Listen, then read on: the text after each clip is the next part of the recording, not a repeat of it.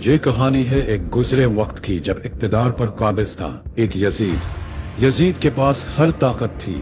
फौज, अदालत, इदारे सब उसके कब्जे में थे और उसके इर्द गिर्द थे कुछ अजीब मगर बद किरदार। एक 70 साल की बदसूरत औरत जिसने जादू से अपना चेहरा, जिस्म, आवाज सब कुछ बदल लिया और यजीद को अपने शहर में जकड़ लिया। यजीद उसी का होकर रह गया।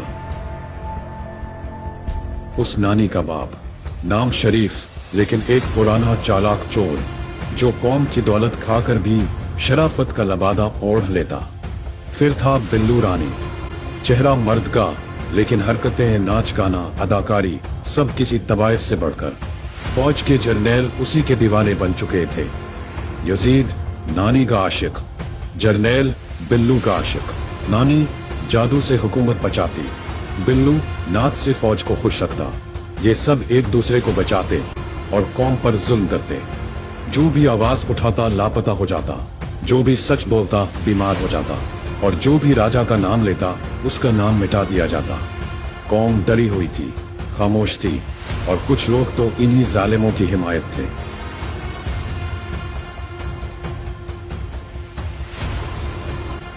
फिर आया राजा, ना खानदानी सियासतदान, ना फौजी जर्नैल, बस एक सच्चा उसूलों पर खड़ा शख्स जिसका दिल सिर्फ कौम के लिए धड़कता था।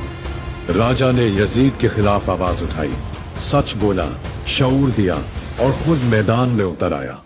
लेकिन राजा के साथी या तो डर गए या दुश्मन से जा मिले।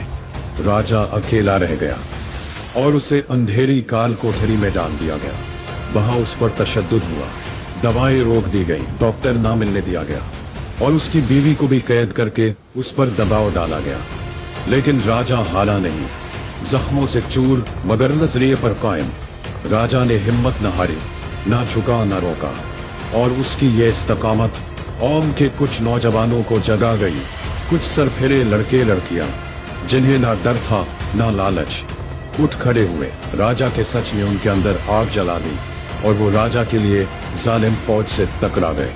अब वक्त आ गया है फैसला कुन जंग का। एक तरफ है राजा और वो बाशऊर नौजवान जिनके हाथों में सिर्फ सच है। दूसरी तरफ है यजीद, नानी, बुल्लो रानी, शरीफ और वो पूरी फौज जो सिर्फ हुक्म पर जुल्म करती है। अब फैसला आपका है। तू अब बताए, कमेंट में अपनी राय दे। क्या कौम राजा के साथ खड़ी होगी या फिर यजीद और उसकी नापाक फौज फिर से गुलामी का दौर ले आएंगे?